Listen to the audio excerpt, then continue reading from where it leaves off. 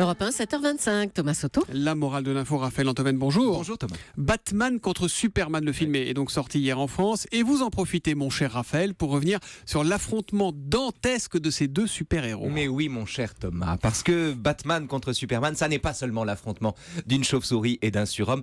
Batman contre Superman, c'est aussi et peut-être d'abord le combat singulier de deux conceptions de l'identité. Deux conceptions d'identité. Oui, Qu'est-ce que vous voulez dire? mais Batman, c'est un costume. Un costume qui recouvre et dissimule la personne de Bruce Wayne. Alors que Superman, c'est l'identité véritable qui est recouverte par le costume de Clark Kent. Donc le choc Batman-Superman, c'est l'affrontement entre un déguisement, c'est-à-dire un artifice, et une personne authentique, c'est ça? Ce serait beaucoup trop simple. Évidemment, avec vous. Voilà, ce serait trop simple avec moi, c'est avec le réel.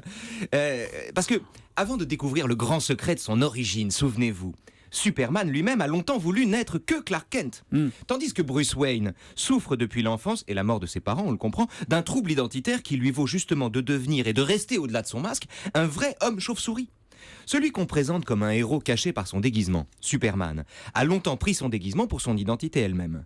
Alors que le costume, qu'on réduit à son masque, Batman, s'est toujours mêlé à celui qui le porte au point de constituer à part entière un élément de son identité. Bon, ok Raphaël, les choses sont plus compliquées, mais quand même, quand ils vont se battre, Batman enfile un costume alors que Superman retire son costume. C'est pas pareil ça. Ne vous énervez pas, Non. Super Thomas, d'autant que vous avez raison.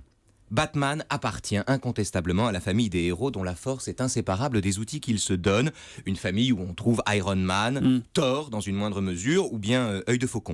Alors que Superman appartient à la famille de ceux dont la force n'a besoin que d'elle-même et dont Hulk, incontestablement, Mais il faudrait pas trop oublier est le Hulk, meilleur quand même. exemple. Voilà, C'est ça. Ouais.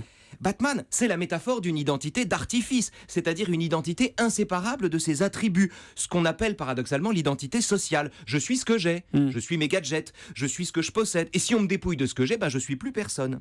Superman, lui, incarne l'identité métaphysique. Je suis ce que je suis, et même quand je me déguise en celui que je ne suis pas.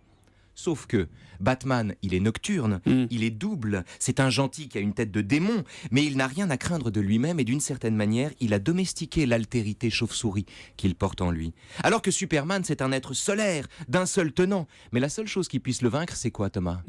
C'est un morceau de Kryptonite, évidemment. c'est-à-dire un morceau de lui-même. Ouais, toujours, tout est toujours plus compliqué qu'on ne croit. Hein. Quelle est la morale de l'info alors? La morale de l'info, c'est une phrase de Borges, le grand écrivain argentin.